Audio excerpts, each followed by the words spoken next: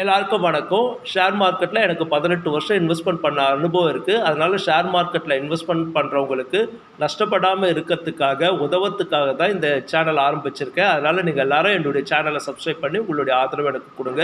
என்னுடைய சேனல்ல இருந்து வர வீடியோக்கள பார்த்துட்டு எது பண்ணாலும் அது உங்களுடைய ஓன் ரிஸ்க்ல தான் பண்ணணும்.